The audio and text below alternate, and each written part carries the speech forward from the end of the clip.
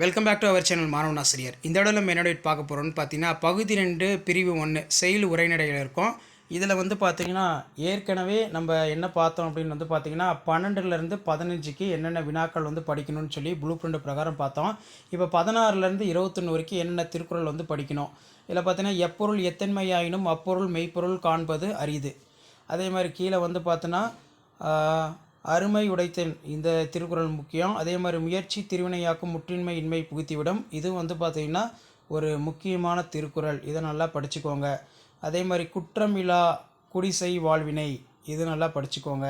அதே மாதிரி செயற்கை அறிந்த கடந்தும் உலகத்தை அறிந்து செயல். அதே மாதிரி இன்மையின் இன்னாத திரியனின் இன்மையின் இன்மை இன்னாது. இந்த 10 குறளை வந்து பார்த்திங்கன்னா நல்லா படிச்சுக்கோங்க. நமக்கு திருக்குறள் பொறுத்த வரைக்கும் இருமதிப்பெண் வினாக்களில் 16லேருந்து 21 வரைக்கும் இந்த குறுகிய விடையிலியில் வந்து பார்த்திங்கன்னா கேட்பாங்க. அதனால் இதை நல்லா படிச்சுக்கோங்க. அதே மாதிரி விடைக்கேற்ற வினா அமைக்க இதில் இருக்கிறதெல்லாம் நல்லா பார்த்துக்கோங்க.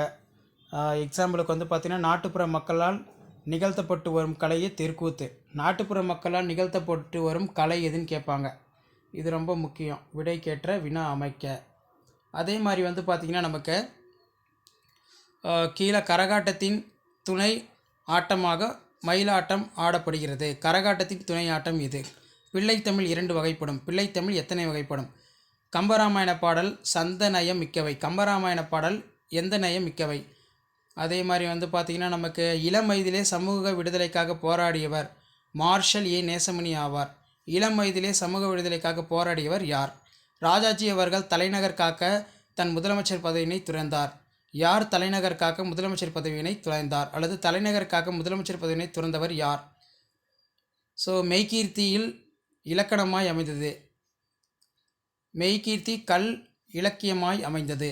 எவை கல் இயக்கமாக அமைந்தது அப்படின்னு கேட்பாங்க. அதே மாதிரி இதில் இருக்கக்கூடிய வினாக்களை எல்லாம் நல்லா படிச்சுக்கோங்க. மறக்காத வந்து பார்த்தீங்கன்னா வீடியோ ஃப்ரெண்ட்ஸுக்கு ஷேர் பண்ணிட்டு பாருங்கள். இது எல்லாமே வந்து நமக்கு முக்கியம். விடைக்கேற்ற வினா அமைக்க. அதேமாரி திருக்குறள் வந்து நீங்கள் படிக்கணுன்னா இதில் இருக்கிறத நல்லா தரவாக படிச்சிங்கன்னா நல்ல மார்க்கை வந்து பார்த்தீங்கன்னா நீங்கள் ஸ்கோர் பண்ணலாம். ஸோ மறக்காத வீடியோ ஃப்ரெண்ட்ஸுக்கு ஷேர் பண்ணுங்கள். மாணவன் ஆசிரியர் யூடியூப் சேனல் சப்ஸ்கிரைப் பண்ணுங்கள். தேங்க்யூ.